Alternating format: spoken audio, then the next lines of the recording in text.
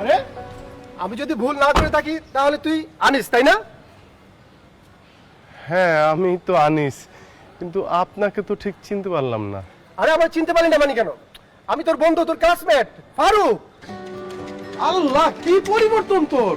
কি সুন্দর সুন্দর জামা কাপড়, দামি দামি জামা কাপড়। গাড়ি কি তোর নাকি? আরে বাহ, কেমনে সম্ভব? সব টেকনিক, বুদ্ধি আর পরিশ্রমের ফসল, বুঝলি বন্ধু? তোর দোয়ায় তোর এই বন্ধু এখন ঢাকা শহরে অনেক বড় ব্যবসায়ী। এই যে দেখতেছস এই গাড়িটা, শুধু এই গাড়িটা না, ঢাকা শহরে আমার আরো 3টা গাড়ি আছে, 3টা ফ্ল্যাট আছে। আর বেটা, গ্রামের বাড়িতে তো আমার ডুপ্লেক্স বাড়ি আছে। কি কস তুই ফারুক? আমার কাছে তো সবকিছু জাদুর মতো লাগতেছে। তুই তো অত ভালো ছাত্র ছিলি না, স্যার প্রতিদিন তোরে বকাঝকা করতো না ক্লাসে। তুই এত কিছু কেমনে করলি? কি ব্যবসা করস? খালি ভালো ছাত্র হইলে হয় না, মাথার মধ্যে গিলু থাকতে হয়।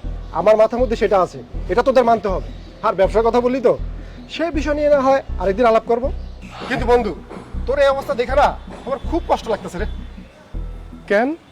আর কেন মানে, তুই তো আমাদের কলেজের সবচেয়ে বেস্ট স্টুডেন্ট ছিলি। সবাই কইতো তুই নাকি অনেক মেধাবী, জীবনে অনেক উন্নতি করবি। কিন্তু তোর দেখে তো মনে হইতাছে না তোর কোনো উন্নতি হয়েছে। আগেও গরিব ছিলি, এখন মনে হইতাছে আরো বেশি গরিব হইছস। এই ভর দুপুরে বউরে নিয়ে হাইটা যেতেছস, একটা রিক্সা নিতে পারলি না। আর কি কমু, জামা কাপড়ের যে অবস্থা, মনে হয় বউরও একটা জামা কাপড় দিতে পারস না। আচ্ছা যাই হোক, তুই এক কাজ করিস, আমার অফিসে আসিস, আমি তোর জামা কাপড় কিনা দিব না। আর শোন, তোর বউরও ভালো ভালো ড্রেস কিনা দিব, আসিস কিন্তু। না, দরকার নেই। তোরে দেখে ভালো লাগতেছে, তুই অনেক ভালো আছস। আমরাও মাশাআল্লাহ আমগো জায়গায় ভালো আছি। কেমন যে ভালো আছস সেটা তো তোর দেখেই আমি বুঝতেছি। কি সোনিয়া, কিছু যে বলতেছ না, আমারে চিনতে পারছো?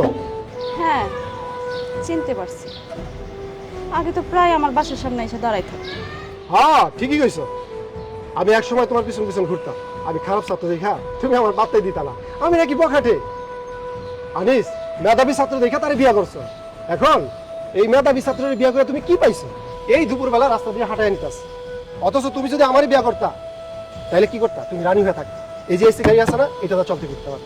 অবশ্য কথায় আছে না, মানিকে মানিক চিনে, শুকনা কাঠির টুকরা কখনো মানিক চিনে না।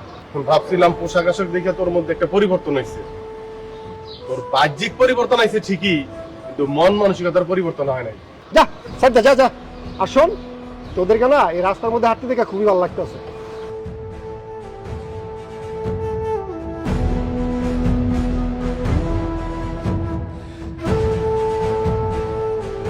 দেখছো, আজকে আবার প্রমাণ হয়ে গেল আমি যে তোমাকে বিয়ে করে ভুল করছি। যে ছেলে দিন রাত 24 ঘন্টা আমার পিছনে ঘুরঘুর ঘুরঘুর ঘুরঘুর করতে থাকতো, যে ছেলেকে আমি পাত্তাই দিতাম না, সে ছেলে আজকে ঢাকা শহরে গাড়ি নিয়ে ঘুরতেছে। তারে তো টাকা পয়সা হয়ে গেছে, তার ঢাকা শহরে 3-3টা বাড়ি আছে। ইস, মনে যে আমি তোমার সাথে প্রেম করতে গেলাম, আজকে যদি আমি তাকে বিয়ে করতাম, তাহলে তার গাড়ি নিয়ে আমি ঢাকা শহরে ঘুরতে পারবো। সোনিয়া, ফারুকের বিষয়ে অনেক তথ্যই আমার কাছে আছে। ওর যত ইনকাম আছে সব 2 নম্বরই উপায়ে মানুষের হক মাইরা।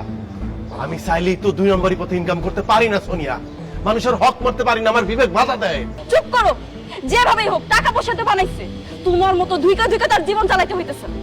ইস, কেন যে আমি তার সাথে প্রেম না করে তোমার সাথে প্রেম করতে গেছিলাম, কেন যে আমি তাকে বিয়ে না করে তোমাকে বিয়ে করছি। আমার তো এখন নিজের উপর আফসোস হচ্ছে, নিজের হাতে নিজের জীবনটা আমি নষ্ট করে ফেলছি। ধ্যাৎ, ভাল লাগে না।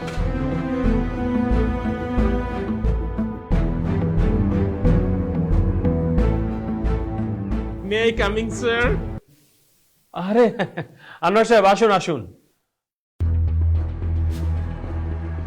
কি ব্যাপার, আপনি এই মাছ মুরগি কলা এগুলো নিয়ে অফিসে কেন আসছেন? স্যার, একটু গ্রামের বাড়িতে গিয়েছিলাম, গিয়ে দেখলাম আমার মা মুরগি পালে। আপনি তো আবার দেশি মুরগি পছন্দ করেন, এই জন্য আপনার জন্য 2টা দেশি মুরগি নিয়ে এসেছি স্যার। আর এই যে মাছ স্যার, একদম আমাদের পুকুরের মাছ স্যার, ফরমালিন মুক্ত স্যার। তো চিন্তা করলাম আপনার জন্য ফ্রেশ ফরমালিন মুক্ত মাছ নিয়ে যাই স্যার। আর এই যে কলা, এই কলা গাছটা আমার আব্বা লাগাইছিল স্যার, আব্বা তো নাই। বাড়ি থেকে দেখলাম কলা হয়েছে স্যার, এর জন্য 1 ফানা কলা নিয়ে আসলাম। একদম সবগুলো ফ্রেশ ফ্রেশ খাবার স্যার, ফরমালিন মুক্ত। আপনি আমার ব্যাপারে এত চিন্তা করেন দেখে খুব ভালো লাগলো। আপনি রাখুন রাখুন, এগুলো ফ্রেশ জিনিস তো, খেতে মজা লাগবে আর কি। রাখুন।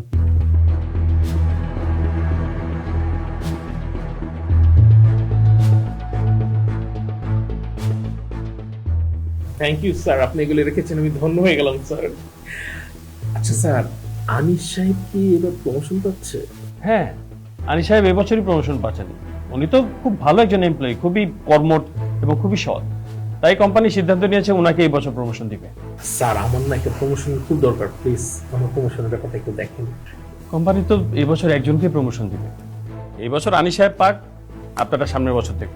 স্যার এই বছরের সে একদিন কি আমি হতে পারি না? না মানে আনিস সাহেবের জায়গায় যদি প্রমোশনটা আমাকে দেন, আপনার জন্য স্পেশাল গিফট আছে sir.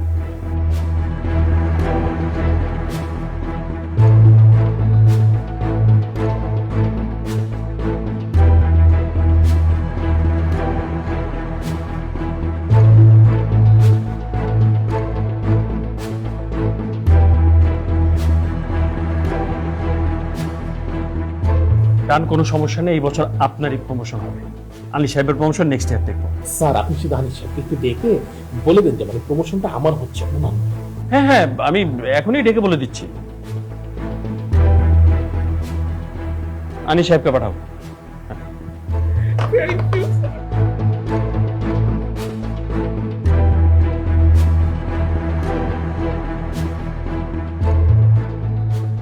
May I come in sir? হ্যাঁ আনিস সাহেব আসুন। দেখুন, আপনাকে একটা সংবাদ দেওয়ার জন্য এখানে ডেকে পাঠিয়েছি। আপনার জন্য একটা ব্যাড নিউজ আছে। আপনার সামনের মাসে যে প্রমোশনটা হওয়ার কথা ছিল, সেই প্রমোশনটা এই মাসে আর হচ্ছে না। স্যার আমার প্রমোশনটা হচ্ছে না কেন স্যার? কারণ কোম্পানি আপনার সাথে বেটার একজন পারফর্মারকে পেয়েছে, কোম্পানি তাকেই প্রমোশন দিবে। আর এই বেটার পারফর্মার হচ্ছে আনোয়ার সাহেব। আনোয়ার সাহেব আমার চেয়ে বেটার পারফর্মার? আহ, এত কথা বলছেন কেন? কোম্পানি একটা সিদ্ধান্ত নিয়েছে, সেই সিদ্ধান্ত আপনাকে মেনে নিতে হবে। আপনার যে ব্যাপারটা প্রমোশনে, সেটা আমরা সামনের বছর বিবেচনা করব। এই তো, আর তো কিছু না। কিন্তু আনোয়ার সাহেব আমার চেয়ে- আহা আনিস সাহেব, আপনি বেশি কথা বলতেছেন। যান তো, আপনি আপনার কাজ করুন। বলেছি তো আপনার প্রমোশন নেক্সট ইয়ারে দেখবো। যান, কাজ করুন, যান।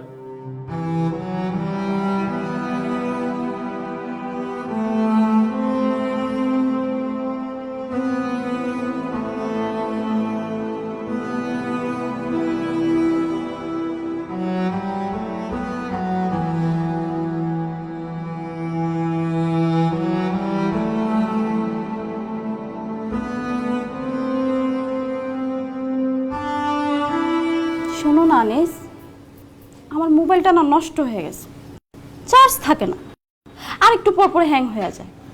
তুমি আমাকে একটা নতুন ফোন কিনে দিবা? এমনি আমি সংসার চালাতে হিমশিম খাইতেছি, তার মধ্যে তুমি চাইছো তো নতুন ফোন। আচ্ছা যাও, হাতে টাকা পয়সা আসলে তোমার আমি একটা টাচ মোবাইল কিনে দিব। কিসের টাচ মোবাইল? তুমি আমাকে আইফোন কিনে দিবা? তোমার কি মাথা ঠিক আছে? আইফোনের দাম জানো? একটা আইফোনের দাম 1.5-2 লাখ টাকা। তাতে কি হয়েছে? আমি তোমার বউ, তোমার বউকে তুমি 1.5-2 লাখ টাকার একটা আইফোন কিনে দিতে পারবা না? না পারি না, আমার সেই সামর্থ্য নাই। যাও সামনে থেকে যাও, খামাখা বিরক্ত করো না তো, যাও। আমি কোথাও যাব না। আমি কোনো কথা বলে তোমার কাছে এখন বিরক্ত লাগে। তুমি কি জানো, পাশের ভাবি, ওনার জামাই ওনাকে 5টা শাড়ি কিনে দিছে, এক একটা শাড়ির দাম 12,000 টাকা, সাথে একটা আইফোনও কিনে দিছে। ভাবির জামাই যদি ভাবির এত কিছু কিনে দিতে পারে, তুমি কি আমাকে সামান্য একটা আইফোন কিনে দিতে পারবে না? এক কথা বারবার বলবো, আমি দিতে পারবো না, কারণ আমার কাছে টাকা নাই। টাকা না থাকলে টাকা ম্যানেজ করো। এমনি তো বিয়ের পর থেকে কিন্তু আমি তোমার কাছে কিছুই চাই না। আগামী সপ্তাহের মধ্যে তুমি আমাকে একটা আইফোন দিবা। আমি আইফোন দিয়ে ছবি তুলে ফেসবুকে ছবি দিব, তারপর ভিডিও করে টিকটকে ভিডিও ছাড়বো। সোনিয়া, তুমি কি পাগল হয়ে গেছো? তুমি টিকটক করে ফেসবুকে ছাড়বে মানে? হ্যাঁ আমি পাগল হয়ে গেছি। আগামী 1 সপ্তাহের মধ্যে যদি তুই আমাকে আইফোন কিনে না দেস, পাগলামি কাকে বলে তুই দেখবি, ফকিন্নির বাচ্চা। এত বড় সাহস তোমার? তুমি আমারে বলো ফকিন্নির বাচ্চা? এই তুমি জানতা না আমি যে ফকিন্নির বাচ্চা? তাহলে ফকিন্নির বাচ্চার বিয়ে করছো কেন? তোমার যদি এত চাহিদা থাকে, তুমি সেটা আমার বিয়ের আগে বলতা, আমি অন্য সিদ্ধান্ত নিতাম। তোর এত বড় সাহস, তুই আমার গায়ে হাত তুলছস? আমি আজকে তোর সংসারের সবকিছু ভাঙিয়ে ফেলবো, সবকিছু ভাঙিয়ে ফেলবো। সোনিয়া, সোনিয়া, বাড়াবাড়ি হইতেছে কিন্তু, করে দিলাম। সোনিয়া, কি শুরু করছো? বোমা, তুমি কি পাগল হয়ে গেছো নাকি? এই জিনিসপত্র ভাঙচুর করতেছো? এই জিনিসপত্র কি তোমার বাপের বাড়িতে আছে নাকি যে জিনিসপত্র ভাঙতেছো তুমি? আপনার ছেলের কত বড় সাহস, সে আমার গায়ে হাত তুলছে। আমার কোনো আবদার, আমার কোনো শখ আহ্লাদ কোনো কিছু সে পূরণ করতে পারে না। এই ফকির, তুই আমার গায়ে হাত তুলছিস না? আমি এক্ষুনি আমার আব্বা আর আমার বড় বোনকে ফোন দিয়া খবর দিতেছি, তারা এসে তোর খবর কেটে ছেড়ে দিবে।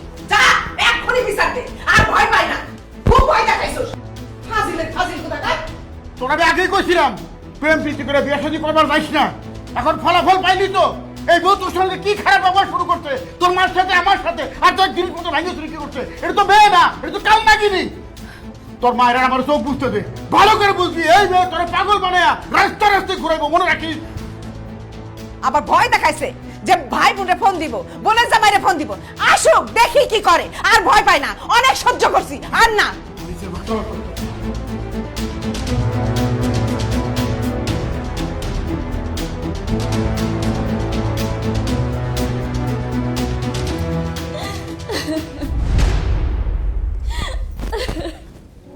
এই মেয়া কান্নাকাটি বন্ধ কর। কি হয়েছে খুইলা ক, না কইলে বুঝবো কেমনে? আমার কিন্তু ওখানে মেজাজ খারাপ হয়ে যাচ্ছে। খুইলা ক তাড়াতাড়ি। আব্বা, এই অসভ্য গতকাল রাইতে আমার গায়ে হাত তুলছে। কি? আব্বা শুধু হাত তুলে নাই, আমার কাছে মাঝে কথাও বলছে। এত বড় সাহস, আমার বোনের গায়ে হাত তুলছে, আর তুই মাইর খাওয়ার পরও তুই এই বাসায় পড়ে আসছস? ওর সংসারে লাথি দিয়ে তুই বাইরে যাস কেন? আমি চাই নাই আপু তাকে শাস্তি দেওয়ার জন্য। আব্বা, ও আমার গায়ে হাত তুলছে না, তুমি এটার বিচার করবা। আমি এটার বিচার চাই। আমার মায়ের গায়ে হাত তুলছো না? তোমার নামে আমি নারী নির্যাতনের মামলা দেব। আপনার নারী নির্যাতনের মামলা করবো না, আমরা কি বসে থাকুন নাকি? হ্যাঁ, আরে জামাই তার বউর গায়ে হাত তুলছে, তুলতেই পারে, তারে শাসন করতে গেছে, তার জন্য মামলা মোকদ্দমা আসে কেন? আপনি আইছেন ভালো কথা, আপনি আইসে এই সমস্যাটা সমাধান করতে দেবেন তা না, আর আপনি মেয়ের উস্কাই দিতেছেন। আব্বা আব্বা আব্বা আব্বা, আপনারা একটু থামেন। আমি সোনিয়ার গায়ে এমনি এমনি হাত তুলি নাই। আপনারা সোনিয়ারে জিজ্ঞাসা করেন সোনিয়া আমার সাথে কি ব্যবহার করছে। আমার বোনকে কেন জিজ্ঞেস করবে? হ্যাঁ, আমার বোনের কোনো দোষ থাকলে তুমি আমাদের কাছে বিচার দিতা। তুমি কেন ওর গায়ে হাত তুলবা? আর তুমি কি জানো না যে হচ্ছে কি নারীর গায়ে হাত তুলে কাপুরুষরা? আর তুমি তো একটা কাপুরুষ, এই জন্যই তো আমার বোনের গায়ে হাত তুলছো। হ, ঠিকই কইছেন, আমি তো একটা কাপুরুষই, নাইলে এতদিন ধরে আমি এত কিছু সহ্য করবো কেন? আমার বউ আমার সাথে অন্যায় করছে, আমি তার গায়ে হাত তুলছি। তারপরেও যদি এটা আপনাদের দৃষ্টিতে অন্যায় মনে হয়, তাহলে দেন, আপনারা সবাই মিলে আমার শাস্তি দেন। তোরে শাস্তি দিব কেন? তুই যেটা করছস একদম ঠিক করছস। বিয়াই সাহেব, আপনার মাইয়া আমার পোলারে একটুও শান্তি দেয় না। সারাক্ষণ ঝগড়াঝাটি করে, ঘ্যাসর ঘ্যাসর খ্যাসর খ্যাসর করে, ঘেউ ঘেউ ফেউ ফেউ করে। আরে ও তো একটা পুরুষ মানুষ, কতক্ষণ সহ্য করবে? আপনার মায়ারে শাসন করে। আপনার মাইয়াই খারাপ, সবকিছুর নষ্টের মূল আপনার মাইয়া। কি কইলেন আপনি? আমি নষ্টের মূল? আপনি নষ্টের মূল, আপনার ছেলে নষ্টের মূল। আপনি আপনার ছেলেরে কান পড়া দেন, আর সে এসে আমাকে হাত তুলে আমার আশেপাশে কথা বলে। আব্বা, আমি তার নামে নারী নির্যাতনের মামলা দিতে চাই। চলো আমার সাথে থানায় চলো। আপা, সোনিয়া সোনিয়া সোনিয়া, এটা নিয়ে আর বাড়াবাড়ি করো না। আমি তোমার কাছে মাপ চাইতেছি, আমি তোমার কাছে মাপ চাইতেছি, আমার ভুল হয়েছে। তারপরও যদি তোমার মন না গলে আমি তোমার পাও ধরে মাপ চাবো। এরকম কইরো না সোনিয়া, আমি আর সহ্য করতে পারতাছি না সোনিয়া, আমি আর সহ্য করতে পারতাছি না। এটা তুই কি করলি বাদান? তুই পুরুষের একটা নারীর কাছে ক্ষমা চাইলি? চাইলাম আব্বা, আমি মাপ চাইলাম, কারণ আমি আমার বউর অনেক ভালোবাসি। শেষ দিন পর্যন্ত আমি ওর সাথেই সংসারটা করতে চাই। সংসার এক লগে থাকতে গেলে কাউরে না কাউরে তো ছাড় দিতেই বাবা। ছাড়টা নাইলে আমিই দিলাম।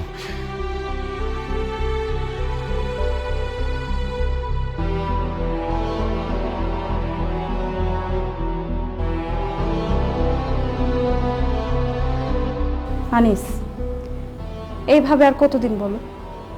কত বছর হয়ে গেল আমাদের বিয়ে হয়েছে, এখন পর্যন্ত আমাদের একটা বাচ্চা কাচ্চা হলো না। দিন দিন আমাদের বয়স বাড়তেছে না কমতেছে? কবে বাচ্চা নিবা তুমি? আমি বুড়ি হয়ে গেলে? আরে সংসারে যারা আছে তাগো চাহিদাই তো পূরণ করতে পারতেছি না ঠিক মতো। এর মধ্যে আরেকটা নতুন মেহমান আসলে তার চাহিদা পূরণ করতে পারবো? তার মানে কি তুমি কি কোনোদিনও বাচ্চা কাচ্চা নিবা না? বাচ্চা কাচ্চা নিব না এটা তো বলি নাই। প্রত্যেকটা পুরুষের জীবনেই স্বপ্ন থাকে বাপ ডাক শোনার। আমারও সেই তীব্র আকাঙ্ক্ষা আছে, কিন্তু আমার অর্থনৈতিক যে অবস্থা, এই মুহূর্তে যদি বাড়িতে নতুন মেহমান আসে, বাচ্চাটার তো সব চাহিদা আমি পূরণ করতে পারবো না। আমার অর্থনৈতিক অবস্থার একটু পরিবর্তন ঘটুক, ইনশাল্লাহ বাচ্চা কাচ্চা নিব। তুমি যে সৎভাবে চলো, সদা সত্য কথা বলো, এই যুগে এত সৎ থেকে নিজের অবস্থান জীবনও পরিবর্তন করতে পারবা না। শুনো, নিজের অবস্থান পরিবর্তন করার জন্য একটু অসৎ হও, একটু মিথ্যা কথা বলো, একটু চিটারি বাটপারি করো, তাইলে না তোমার অবস্থান পরিবর্তন হবে, তুমি অনেক বড় হতে পারবা। মানে মানে বুঝো না? ওই যে পাশের বাসার ভাবি, সে আমাকে বলছে তার জামাই মাসে বেতন পায় মাত্র 25,000 টাকা আর ঘুষ পায় 2 থেকে 3 লাখ টাকা। আমি বলি কি আনিস, তুমি ঘুষ নেওয়া শুরু করে দাও, তাইলে তোমার ইনকাম বাড়বে, আমাদের অবস্থানও পরিবর্তন হবে। সোনিয়া, তুমি আমাকে ঘুষ খাইতে বলতেছো? আমি খাবো ঘুষ? এত অবাক হওয়ার তো কিছু নাই, এই যুগে কেউ সাধু না, বুঝছো? সবাই 2 নাম্বারই কাজ করে বড় লোক হইতেছে। আর 25,000 টাকার বেতনের চাকরিতে তুমি তোমার অভাব অনটন জীবনও দূর করতে পারবে না। তোমার ইনকাম বাড়াইতে হবে, আর ইনকাম বাড়ানোর একটাই রাস্তা, তোমার ঘুষ খাইতে হবে। অসম্ভব সোনিয়া, অসম্ভব। পারতপক্ষে আমি কোনোদিন মিথ্যা কথা কই নাই, কারোর সাথে কোনো অন্যায় করি নাই, কারো হক মারি নাই, কোনোদিন একটা ঘুষের টাকা আমি হাত দেই নাই। তুমি কান খুইলা শুইনা রাখো, আমার পক্ষে ঘুষ খাওয়া সম্ভব না। আরে বাবা, তোমার ঘুষ খাওয়া লাগবে না তো, তুমি ওই ঘুষের টাকা আমার কাছে এনে দাও, আমি ওই টাকা খরচ করব, আমি আমার সকাল্লাদ পূরণ করব। আমার যে দিন দিন বয়স বাড়তেছে সেদিকে তোমার খেয়াল আছে? আমি কি আমার সকাল্লাদ বুড়া বয়সে পূরণ করব? দেখো, আমি কিন্তু তোমাকে সাফ সাফ বলে দিতেছি আনিস, আমি যেভাবে বলতেছি সেভাবে করো, নাহলে তোমাকে আর তোমার সংসার ছাড়তে আমি দ্বিতীয়বার চিন্তা করব।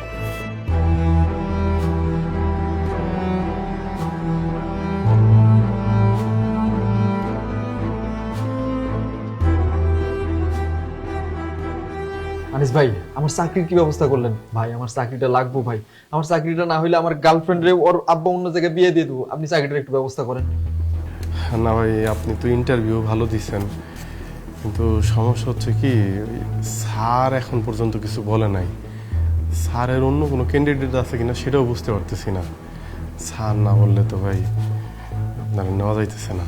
আমি বুঝছি ভাই, আপনার বস কিসের জন্য রাজি হইতেছে না, মনে হয় টাকা লাগবে, তাই না ভাই? টাকা লাগলে আমি টাকা দেবো, তারপর আপনি আমার চাকরিটা দেন। এই যে ভাই, আমি লগে 1 লাখ টাকা নিয়ে আসছি, এই টাকাটা লোন, চাকরিটা হয়ে গেলে আমি আপনার আরো 1 লাখ টাকা দেবো, লোন ভাই। না, কি কোন ভাই, টাকা টুকা লাগবো না, চাকরি হইলে আপনার এমনি হইব, টাকা লাগবে না ভাই, আপনার টাকা নিয়ে যান। ভাই আমি তো আপনার ঘুষ দিতেছি না, আমি খুশি হয়ে দিতেছি, আপনি একটু চাকরির ব্যবস্থা করে দেন ভাই। নিজের অবস্থান পরিবর্তন করার জন্য একটু অসৎ হও, একটু মিথ্যা কথা বলো, একটু চিটারি বাটপারি করো, তাইলে না তোমার অবস্থান পরিবর্তন হবে, তুমি অনেক বড় হতে পারবা। মানে? ওই যে পাশের বাসার ভাবি, সে আমাকে বলছে তার জামাই মাসে বেতন পায় মাত্র 25,000 টাকা আর ঘুষ পায় 2 থেকে 3 লাখ টাকা। আমি বলি কি আনিস, তুমি ঘুষ নেওয়া শুরু করে দাও, তাইলে তোমার ইনকাম বাড়বে, আমাদের অবস্থানও পরিবর্তন হবে। আনিস ভাই, কি ভাবতেছেন আপনি? লোন না, টাকাটা লোন ভাই, আমার চাকরিটা খুব দরকার, আপনি টাকাটা নিলেই আমার চাকরিটা মনে হয় হয়ে যাবে, লোন না। কেউ জানবো না তো? না ভাই, ভাই আমি আছি, কেউ জানবো না ভাই, আপনি আর আমি ছাড়া কেউ জানবো না, আমি কইলাম লোন। রাখেন রাখেন, আপনি আপনার কাছে জানবো না তো? কেউ জানবো না ভাই, রাখেন ভাই দেখেন, ভাই, আমার খালি চাকরিটা লাগবে ভাই। ভাই আমি জীবনে প্রথম কারো কাছ থেকে স্যার এই যে দেখেন স্যার, স্যার ঘুষ খেয়ে চাকরি দিতেছে মানুষকে, এরকম একবার না স্যার, কয়েকবার সে করছে। আমি তার এই ভোলা ভালা চেহারাটা দেখে মনে হচ্ছে ভালো মানুষ, তাই আমি কিচ্ছু বলিনি স্যার। স্যার আপনি যখন থেকে আমার প্রমোশন দিচ্ছেন এরপর থেকে সে ঘুষ খাওয়া শুরু করে দিচ্ছে স্যার, সে আরো কয়েকজনের থেকে ঘুষ নিচ্ছে স্যার, আমি এতদিন লজ্জায় শরমে কিচ্ছু বলি নাই স্যার। সেই যে হালাবুলা অসহায়ের মতো চেহারা করে রাখে না, সে আসলে অসহায় না স্যার, ও একটা হটপট চিটার, একটা ঘুষখোর। ওর যে এরকম ঘুষ খায় যদি এমডি স্যার জানতে পারে, এই অফিসে তো বদনাম হয়ে যাবো স্যার, আপনারা আমার আমাকে সবার চাকরি নিয়ে টানাটা লেগে যাবো। ওরা একটা লাত্তিমের অফিস থেকে বাই করেন না কেন স্যার? স্কাউন্ডাল, ছোট লোক যেন কোথাকার ঘুষখোর, তোর এত বড় সাহস, তুই আমার অফিসে এসে আমার সামনে তুই ঘুষ খাওয়ার চেষ্টা করতেছিস? Sir sir sir sir sir একদম কথা বলবি না, আজকে তোকে আমি জেলের ভাত খাওয়াবো, তোকে পুলিশে দেবো আজকে আমি। আমার মাফ করে দিন স্যার, আমি আর কোনোদিন স্যার, আমি আর কোনোদিন এই টাকা স্পর্শ করবো না স্যার, আপনি আমার পুলিশে দিয়েন না স্যার। তোকে আমি জেলের ভাত খাওয়াবোই, তোকে আমি পুলিশে দিবই আজকে। স্যার আমার বাবা অসুস্থ স্যার, আমার স্ত্রী স্যার, প্রত্যেকটা লোক আমার প্রতি নির্ভরশীল স্যার। স্যার আপনি যদি আমার পুলিশে দেন স্যার, আমার পরিবার এই সমাজে মুখ দেখাতে পারবে না স্যার।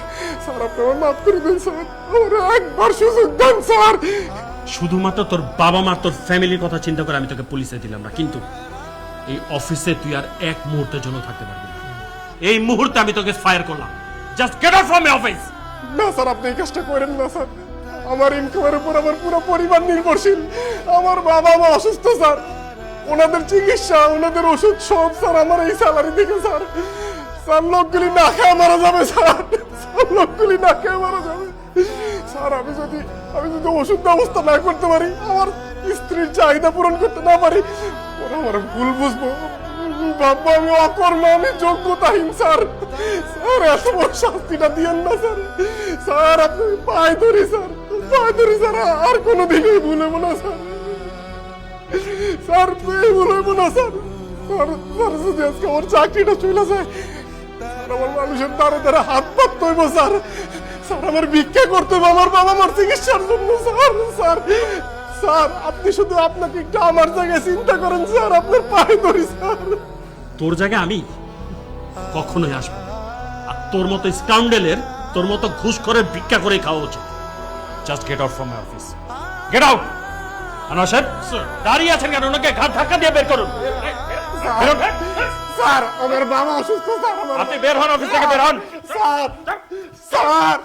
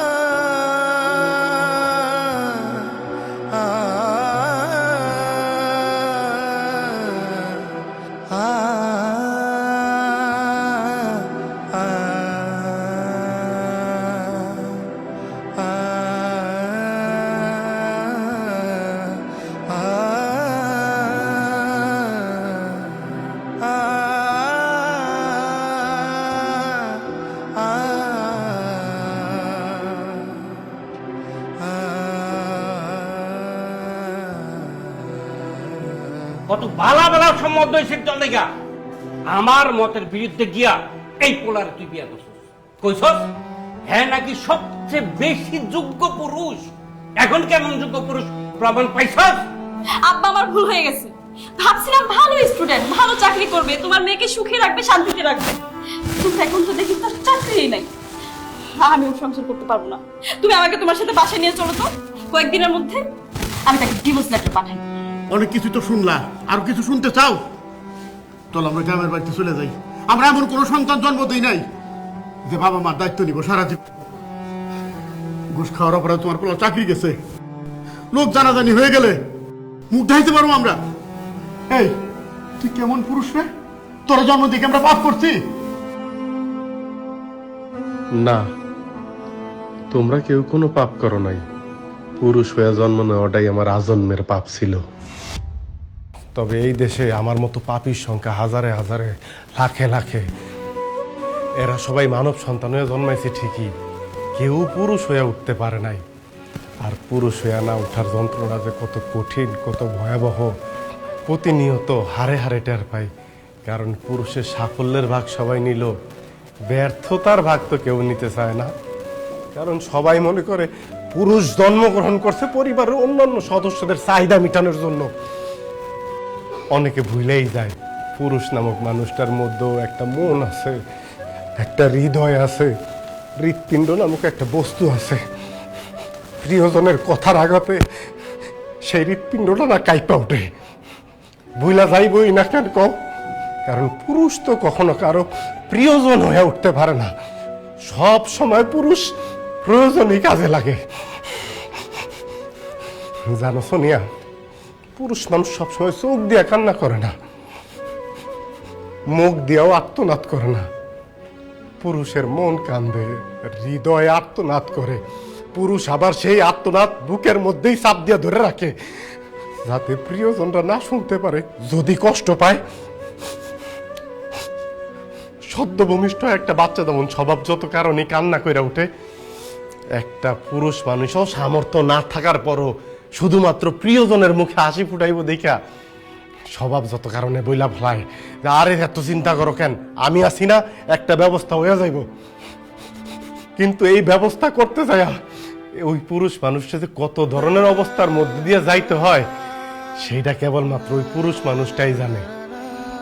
আমাগো সমাজে তো একটা কন্যা সন্তানের জায়গায় যদি একটা ছেলে সন্তান জন্মগ্রহণ করে তাহলে পরিবারের মানুষ অনেক খুশি হয়, কারণ তারা জানে এই ছেলে সন্তান একদিন পুরুষ হয়ে উঠবো, তাকে সব চাহিদা পূরণ করব। ছেলে সন্তানটা জন্মগ্রহণ করলে ওই দিন থেকেই শুরু হয় চাওয়া পাওয়ার হিসাব। এই যে আমি আজকে চাকরিটা হারাইলাম, ঘুষ খাইলাম, বিশ্বাস করেন এই অন্যায়ের পথে আমি আমার জন্য হাঁটি নাই। এমন না যে আমি একটা নতুন শার্ট কিনবো, একটা নতুন প্যান্ট কিনবো, এক বেলা পেট বইরা ভালো মন্দ খামো, এই কারণে আমি ঘুষ নিতে চাই নাই। আমি ঘুষ নিছিলাম যদি তোমাকে মুখে একটু হাসি ফুটাইতে পারি, যদি তোমার চাহিদা পূরণ করতে পারি সোনিয়া, অন্তত দিন শেষে অমানবিক পরিশ্রম করার পর বাড়িতে আইসা তোমাকে হাসি মুখটা তো দেখতে পারবো। তোমরা তো আমার লাগে আর খারাপ ব্যবহার করবা না। আমি না পারি নাই, আমি ব্যর্থ হয়েছি। অনেক পুরুষ এরকম পারে না, না পাইরা তারা মৃত্যুর আলিঙ্গন করে, পরম শান্তিতে ঘুমায়, কেউ কেউ উন্মাদ হয়ে যায়। যাই হোক, একটা ব্যর্থ পুরুষের কথা আর কত শুনবা। আব্বা তোমাকে পাই ধরি, আব্বা সোনিয়া তোমার কাছে আমার শেষ রিকোয়েস্ট, তোমরা এই বাড়ি ছেড়ে যাইও না। তোমরা কেন যাইবা? ব্যর্থ তো আমি, এই বাড়ি ছেড়ে আমি চলে যাইতেছি মৃত্যুর মিছিলে, অথবা পৃথিবীর উন্মাদ পাগলদের নামের তালিকায় কোন একদিন হয়তো আমার নামও যোগ হইব। হোক, তোমরা তো ভালো থাকবা, তোমরা ভালো থাকলো আমি পাগল উন্মাদ হয়ে ভালো থাকবো। আমারও তোমরা মাফ করে দিও। আল্লাহ ভয় লাগে, তুমি আর কোনো শব্দ বইলো না, আমার ভুল হয়ে গেছে, তুমি আমার মাফ করে দেওয়া নিস। তুমি সারা এই দুনিয়াতে আমার বসবাস অযোগ্য। আমার এই ছোট্ট রাজত্বের রাজা হয়ে থাকো, আমি তোমার রানী হয়ে থাকতেছি। আমি আজকে বুঝতে পারছি যে পরিবারের পুরুষের মুখে হাসি নাই, সে পরিবারের অন্য সদস্যও হাসতে পারে না। আমরা ভুলে গেছিলাম তুই একজন পুরুষ, রক্ত মাংস করে একজন মানুষ। বাবা, আমি মা হইয়াও তোর বুঝতে পারি না বাবা, তুই আমার মাফ করে দিস, মাফ করে দিস বাবা। আব্বা, আব্বা খবরদার এই কথাটা কইও না আব্বা। একটা পরিবারে যখন সব সদস্যরা ভালো থাকে, হাসি খুশি থাকে, শান্তিতে থাকে, যখন ওই পরিবারের প্রত্যেকটা মানুষ হাসতে থাকে, শুধু কান্না করে ওই পরিবারের পুরুষ সদস্যটা, ওর চোখ দিয়া অশ্রু বাইরায় আব্বা, তবে সেই অশ্রু কষ্টের অশ্রু না, ওইটা আনন্দের অশ্রু আব্বা, আনন্দের অশ্রু। ওই অশ্রু আল্লাহর কাছে শুকরিয়া আদায় করার অশ্রু আব্বা। তোমরা যদি হাসি থাকো, খুশি থাকো, আমার চেয়ে সুখী পৃথিবীতে কেউ থাকবো না আব্বা, কেউ থাকবো না। আব্বা, আব্বা কান্দেন না আব্বা, তোমরা কেউ কান্দো না, আমি তাহলে চলে যাবো। সবাই চোখ মুছো, চোখ মুছো তোমরা।